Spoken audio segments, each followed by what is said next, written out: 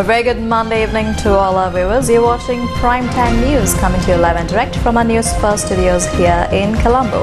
For the Newsfirst team, I'm Mariam Ganojaya. Before we head on to our stories in detail, here is a look at your headlines.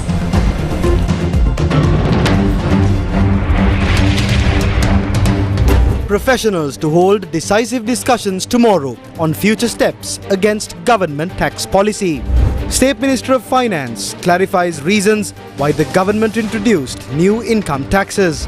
Government attempting to cut down on welfare, trade unions allege. 75ක ප්‍රතිලාභ කපලා ඉවත් කරන්න යනවා කියන කාරණාව අපිට විශ්වාසවන්ත ආරංචි මාර්ග ලැබිලා තියෙනවා. Finance Secretary, IGP and Government Printer summoned to Election Commission tomorrow. Constitutional Council to meet on the 9th. Discussions to be held on appointing members to independent commissions, including Election Commission. Hold elections on time. Sri Lankans overseas stage protests. Sarath Kanayaka appointed Acting Secretary of Sri Lanka Freedom Party. Indian High Commissioner says central banks have discussed using the Indian rupee in Sri Lanka. On to your lead story tonight, the Constitutional Council will convene on the 9th of March to discuss matters relating to the appointment of members to independent commissions, including the National Election Commission. According to the Speaker, several decisions are to be made at the meeting on Thursday regarding the appointment of members to independent commissions. New members are to be appointed to multiple commissions, including the Finance Commission, Procurement Commission, Audit Commission, Commission on Bribery and Corruption, Police Commission, Judicial Service Commission, Public Service Commission and Human Rights Commission. Initial steps towards naming new members to relevant commissions are currently underway. What is happening at the National Election Commission tomorrow? The Finance Secretary, IGP and Government Printer have been called to the NEC tomorrow for a discussion on the local government elections. According to the NEC, tomorrow's discussion will focus on making the necessary arrangements to hold the local government elections. Will the NEC accept the request made by political parties? All opposition parties have requested the NEC in writing to hold the local government election on the 19th of March. They had also requested to meet the members of the commission at 9 a.m. tomorrow.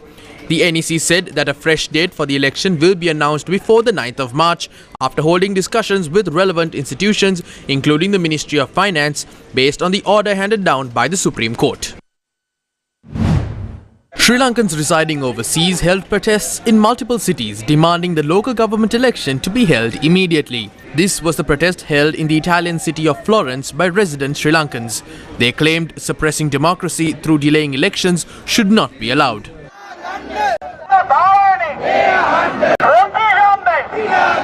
We know Ranil Wickramasinghe, who is Ranil Rajapaksa, now has unified the most corrupt group and is robbing the people of their fundamental rights. The theme of this struggle is winning the right to vote.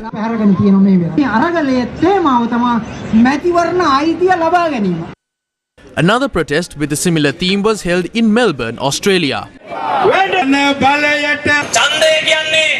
Elections are not something you should have based on your discretion. It is a right the people bear. It should be held at the proper time. If such things did not happen, the Rajapakshas would have to hide at navy camps or islands. But the day you are made to run, you will have nowhere to escape. All of us in Melbourne wish to remind Ranil Wickramasinghe of that. In contradiction to every principle of democracy, today we have in Sri Lanka an executive president who never got a mandate from its people. And he is continuing his journey of maintaining his princely status of a rogue president by cancelling elections, by suppressing protests. Many were injured in the recent protests. One died. Is this the price we have to pay for our democracy? We cannot rest. Even as Sri Lankans outside Sri Lanka, our hearts bleed as we watch what's happening out there.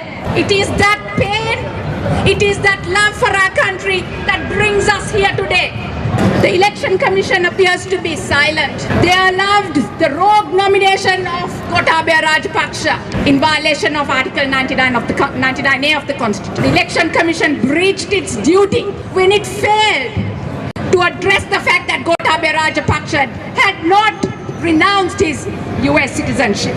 Again, a rogue appointment to the highest position of power in Sri Lanka, which dragged us to this drudgery.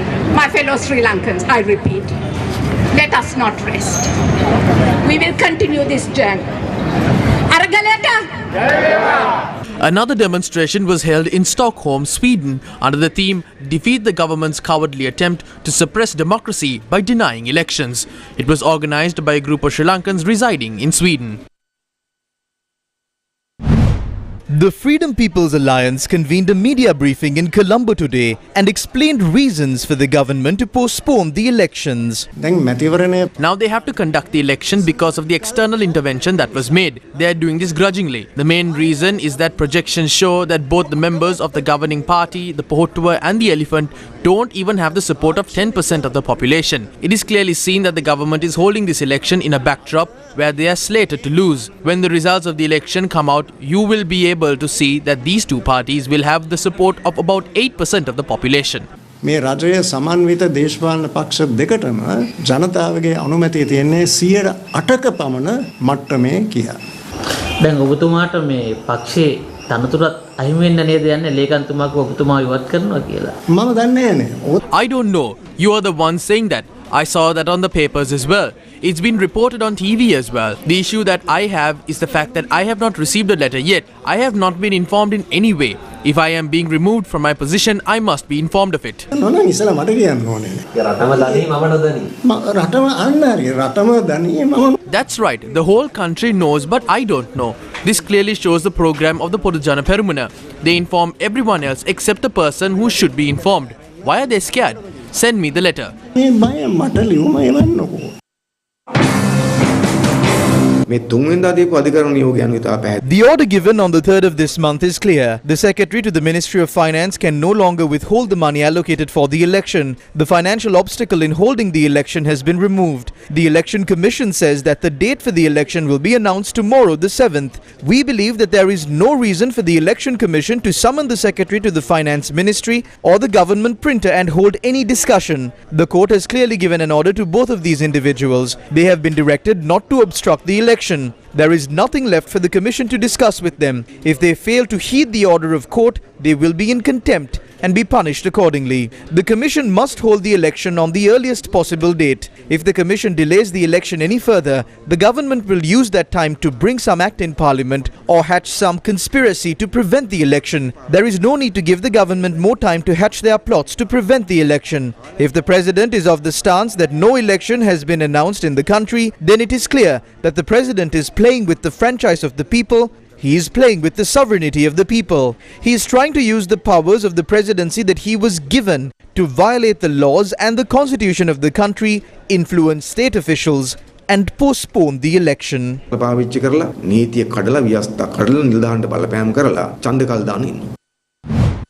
Gopaswamy Parthasarathi, a leading diplomat, journalist and scholar of India, met opposition leader Sajith Premadasa today at the Indian High Commission in Colombo. The opposition leader, who emphasized that he expects the support of the Indian government for the development of Sri Lanka, also recalled the long-standing, strong bilateral relationship between Sri Lanka and India. Gopaswamy Parthasarathi played a decisive role in the introduction of the 13th Amendment to the Constitution in Sri Lanka. A meeting between the New Zealand High Commissioner to Sri Lanka, Michael Appleton, and the opposition leader Sajith Premadasa took place today at the opposition leader's office in Colombo.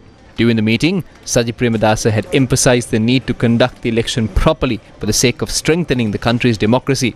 The opposition leader requested the New Zealand High Commissioner to provide support to rebuild Sri Lanka.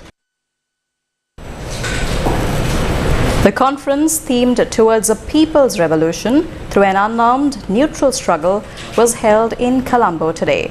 Members of the Gulf-Face struggle, religious leaders, artists and intellectuals attended the event.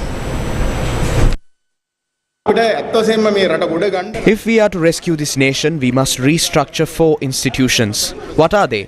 They are the Parliament, President's Office, Ministry of Finance and the Central Bank.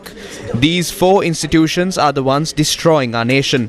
These 4 institutions control all other institutions. They are the puppet masters. Restructuring any institution apart from those 4 will not end corruption, save funds or contribute to the development of the nation. Therefore, these 4 institutions must be reformed.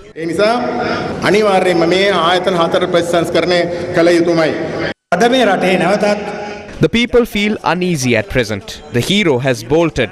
The people claim we are all the same. They are waiting to see who the other hero is. Certain people are front runners to showcase the hero part 2.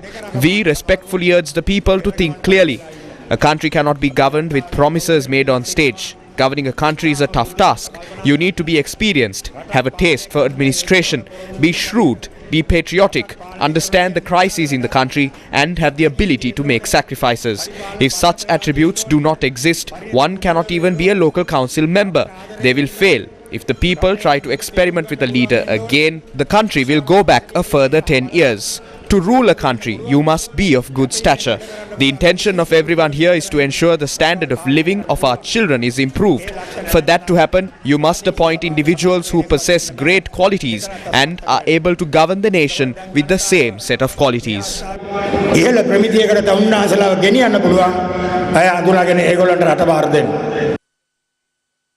An altercation broke out between the organizers of the event and representatives of the unarmed struggle.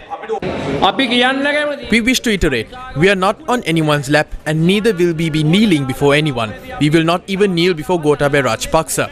This program is supposed to be neutral. If that is the case, we want to march with everyone here right now and take over the Presidential Secretariat. We know Field Marshal Sarath Fonseca represents the SJB. So does that mean we are truly unbiased or part of the SJB? Or is Sarath Fonseca unbiased? We are unbiased, so do not label us.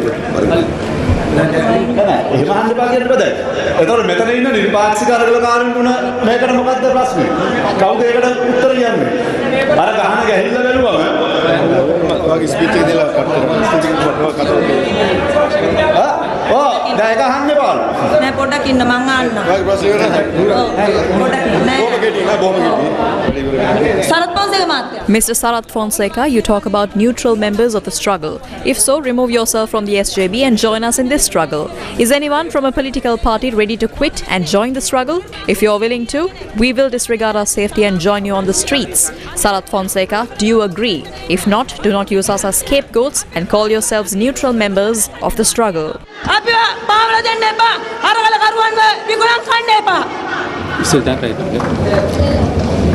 කවුරු මේ ස්ථානයට අපිට එන්න පුළුවන් ඕනෑම දේශපාලනයන් නියෝජනය කරන පුද්ගලයින්ට හැබැයි අපි සංවිධානයක් විදිහට කිසිම දේශපාලන පක්ෂයකට කිසිම සංවිධානයකට ඡන්ද දෙන්න කියන්නේ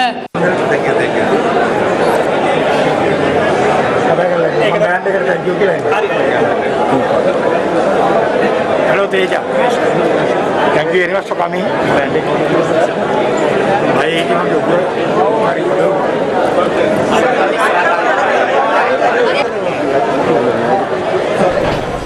India and Sri Lanka are exploring the possibility of using the Indian rupee for economic transactions. According to The Hindu, the High Commission of India in Colombo organized a discussion on the use of the Indian rupee for transactions between India and Sri Lanka on the 2nd of March. India and Sri Lanka are exploring the possibility of using the Indian rupee for economic transactions and have discussed the initiative that will help in building a stronger and closer partnership through trade and investment-led measures between the two countries. The High Commission said in a statement, representatives from the Bank of Ceylon, State Bank of India and the Indian Bank shared their experiences and informed the audience that they have started carrying out Indian rupee-dominated trade transactions through respective Vostro-Nostro accounts after the creation of the enabling framework by the Reserve Bank of India and the Central Bank of Sri Lanka in 2022. The participating banks also outlined the benefits of settlements denominated in Indian rupees, which includes shorter timelines, lower exchange costs, and easier availability of trade credits. In a recent interview, Sri Lanka's Foreign Minister Ali Sabri said the Sri Lankan government plans to work more closely with New Delhi to bolster economic recovery, including a proposal for settling payments in national currencies. He said, "We want to integrate and probably allow Indian currency to be a tradable currency in Sri Lanka so that more Indians could come and use it and Sri Lankans could use it without depending on third currencies." The Collective of Intellectuals Trade Unions says a decisive discussion will be held tomorrow to finalize future arrangements opposing the government's latest tax regime. The fight against the unjust tax regime of this government has now reached a vital stage. Therefore, representatives of more than 40 trade unions who make up the Collective of Intellectuals Trade Unions will meet at the JMOA office tomorrow to decide the trade union action we will take over the next week. We will decide what sort of program we will follow after the 9th of this month. The manner of trade union action to launch and the time frame of that action will be decided.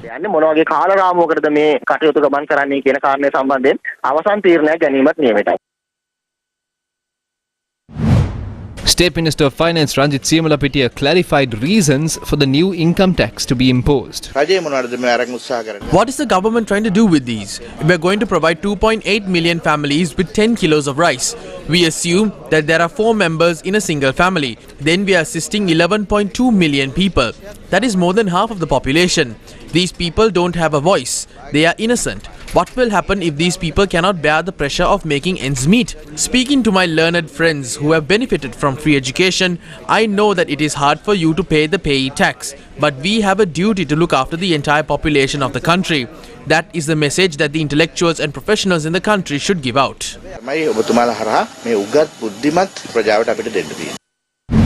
The Sri Lanka Government Officers Trade Union Association convened a media briefing and said there are several plans of the government to slash welfare benefits by 75%. සමාජ සුබසාධන මණ්ඩලය කියලා ජනාධිපති ලේකම් කාර්යාලය හරහා ක්‍රියාත්මක වන මණ්ඩල. The people in the country are being surveyed by a council that is operating under the Presidential Secretariat. The government has decided to pay 300 rupees per family for this survey. There are 5 million families and the government is spending approximately 20 billion rupees on this survey. At a time when the country is facing an economic crisis and the government is saying that they have no money to hold the election, the government must explain to the people as to why they are incurring an expense like this. We have received reliable information that the government is planning on slashing the welfare benefits of those who receive the Samurdhi, various benefits for the sick and elderly, by 75%. කාරණාව අපිට විශ්වාසවන්ත ආරංචි මාර්ග ලැබිලා තියෙනවා.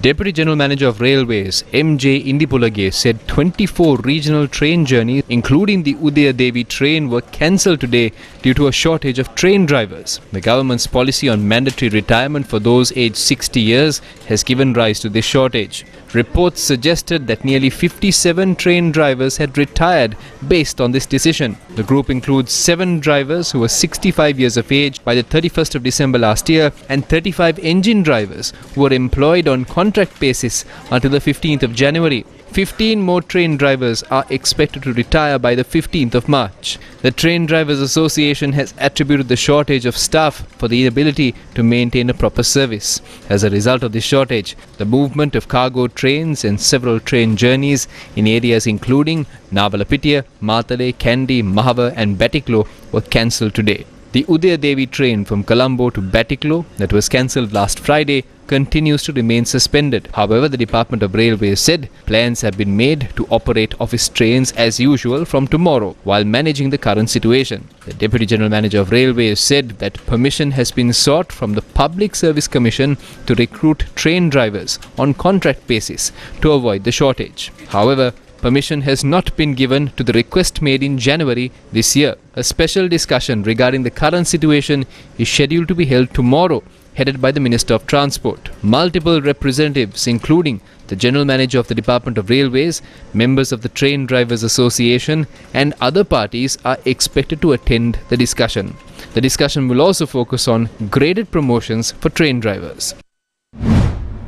As the Pakistani rupee continues to depreciate against the dollar, the International Monetary Fund has requested Pakistan to give an assurance that its balance of payments would be fully financed for the remaining period of the program, which was stalled late last year. The Pakistan government has been trying to fulfill all demands to unlock a $1.1 billion bailout package. However, the lender expects the Pakistan government to complete external financing as one of the last in a string of prior actions before clearing funds stalled since late last year. The IMF request follows a Pakistan media report claiming that Pakistan, the administration, is nervous as it finds it difficult to convince the global lender for the funds. According to a recent report by Pakistan-based media outlet The Dawn, the Pakistani authorities were annoyed at the current situation. A senior official even said, quote, "We are members of the IMF, not beggars, or else our membership be discarded." Unquote. In the meantime, Pakistan expects to receive a $1.3 billion loan rollover from Industrial and Commercial Bank of China. Speaking at a briefing in Islamabad,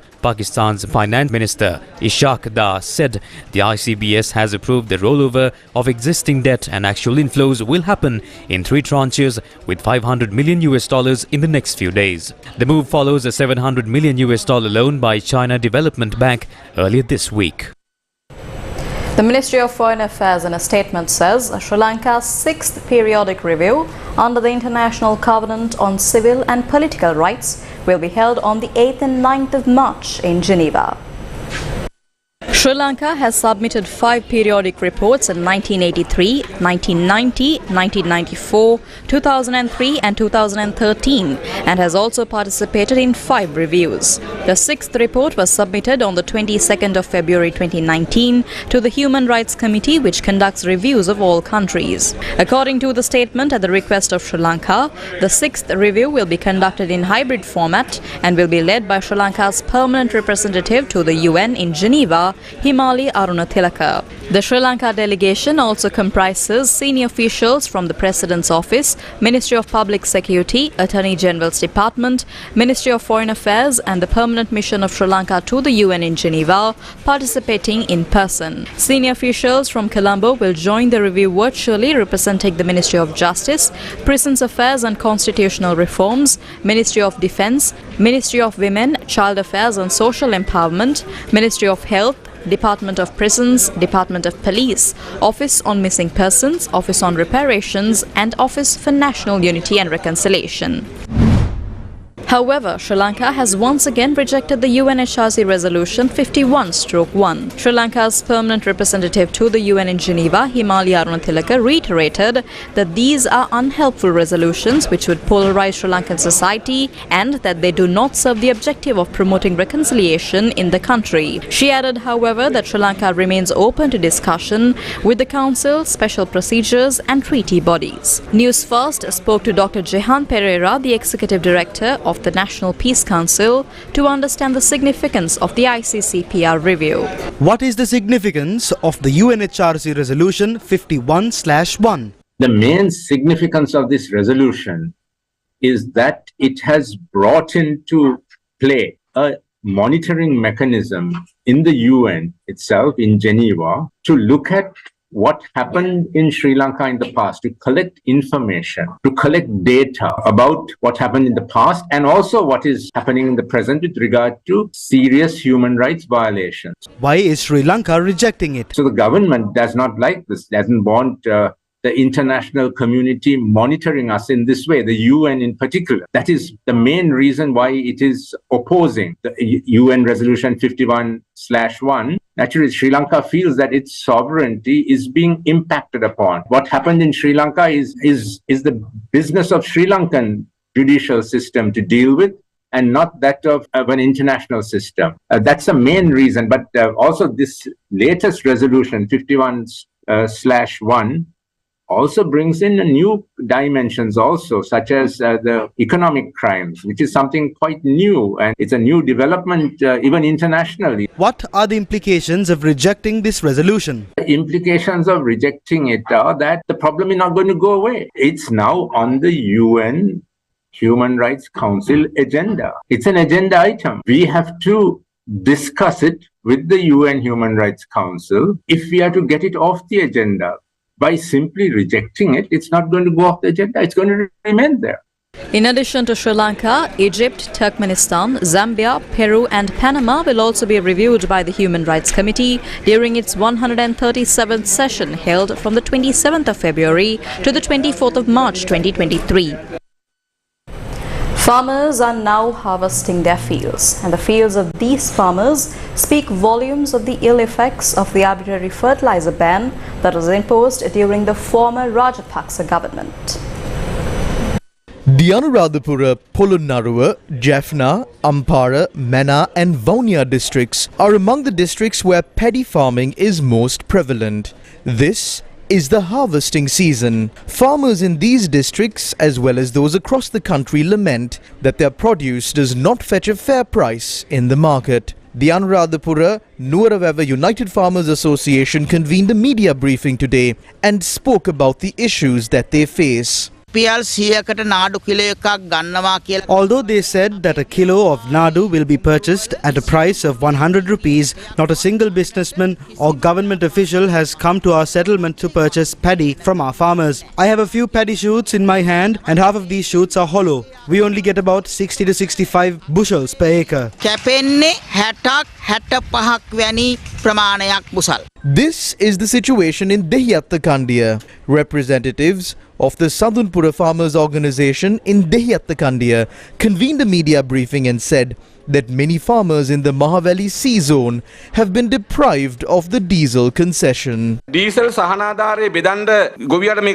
Farmers are given coupons to get the diesel concession. Only farmers who cultivate a hectare get this concession. Farmers who cultivate more than a hectare do not get this concession. There are about 10,700 farmers attached to the Sadunpura Agrarian Service Centre, and about 9,500 farmers have cultivated their fields this season. However, out of the 9,500 farmers, only 7,234 farmers are receiving this diesel concession. The other farmers are not getting this diesel concession.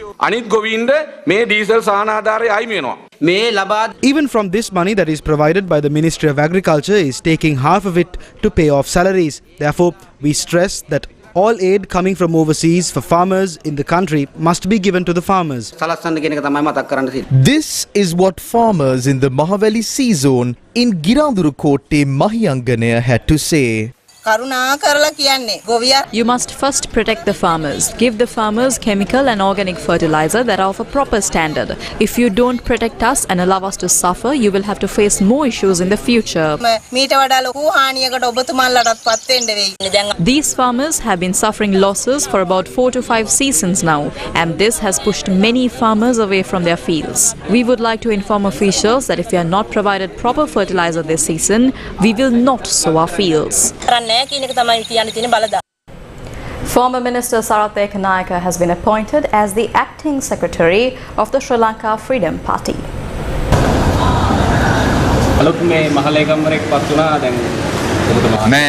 A general secretary was not appointed. This is completely false and I do not accept it. Dayasiri Jayasekara is still the general secretary of the party.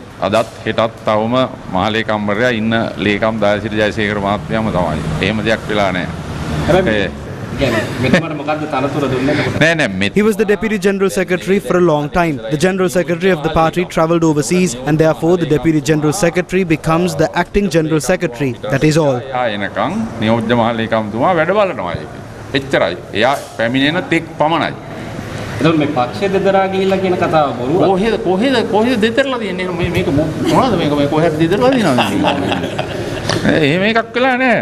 There are a lot of duties to be fulfilled these days because of the situation in the country. Therefore, I was given the responsibility to carry out these political matters forward.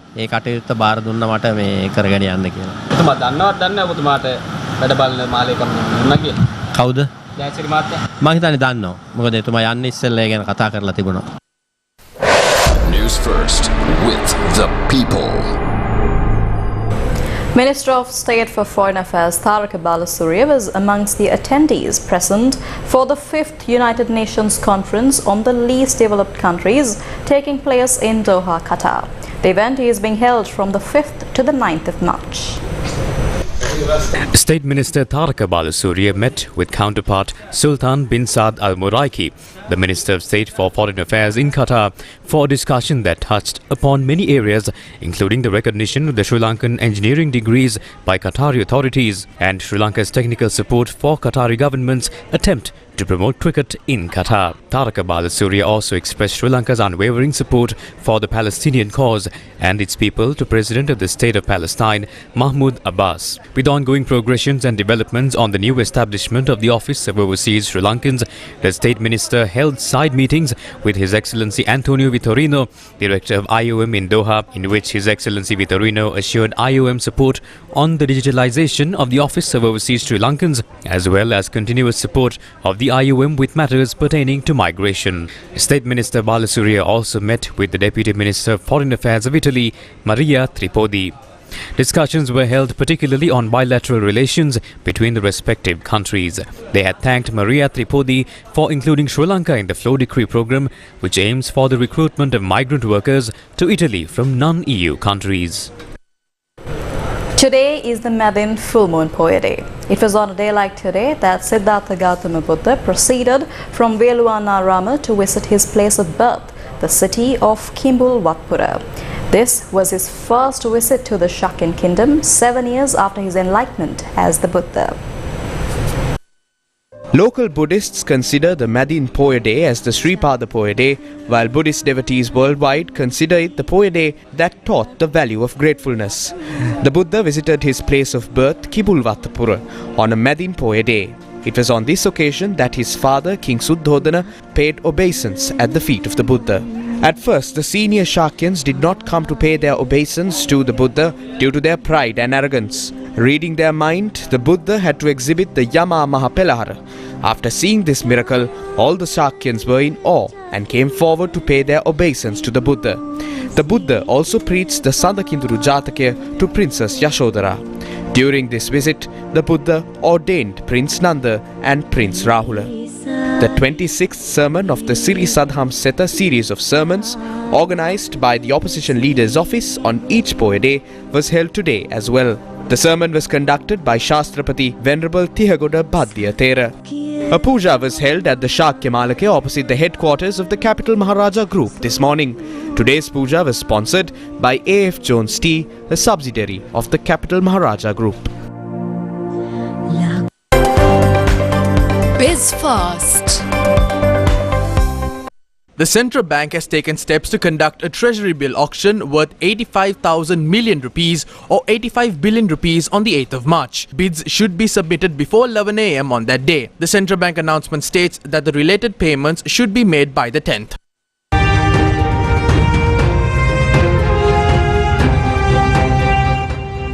Michelle Dilhara, who made her television debut on Sirasa TV's Sal Sapuna teledrama, is now an award-winning actress. Michelle, who won the title of Best Emerging Actress at all major award ceremonies in the country in just 3 years since her debut, has also been nominated for the award of Best Actress.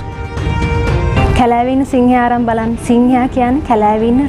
lion is considered the king of the jungle, but the strongest animal in the jungle is the elephant. The cheetah is the fastest. If so, how did the lion become the king of the jungle? That is because of the lion's attitude. Everything is determined by the way we think. The more we dream, the more goals we can achieve in our lives. All of us must aspire to shatter the glass ceiling. We can only do that if we start thinking positively.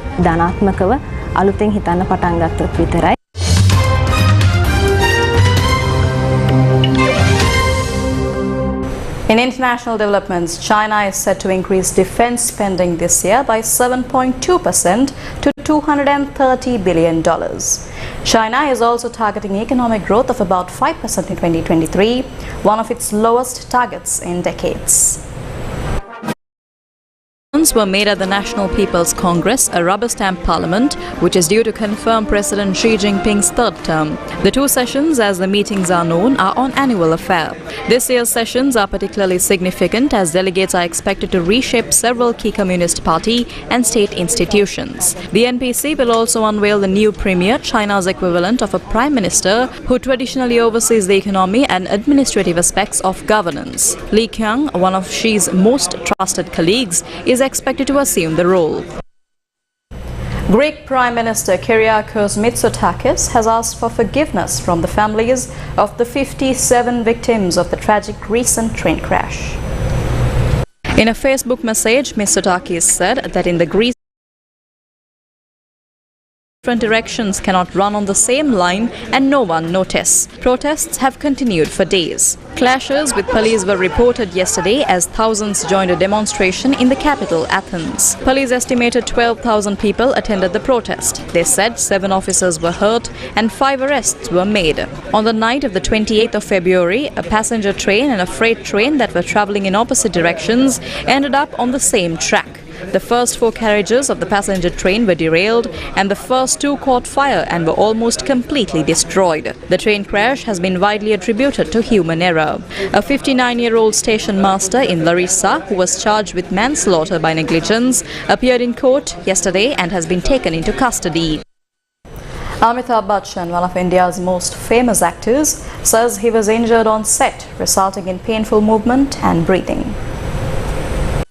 80-year-old Amitabh Bachchan said he tore a muscle and cartilage in his ribs during the filming of an action scene for his upcoming movie Project K in the southern city of Hyderabad. Writing on his official blog yesterday, the veteran actor said he is resting at home in Mumbai and it will take some weeks until he recovered. Bachchan wrote, quote, "It shall be difficult, or let me say, I shall be unable to meet the well-wishers at Jalsa Gate this evening," unquote. With about 200 movies under his belt during a career spanning more than 5 decades, Bachchan is idolized by millions across the globe.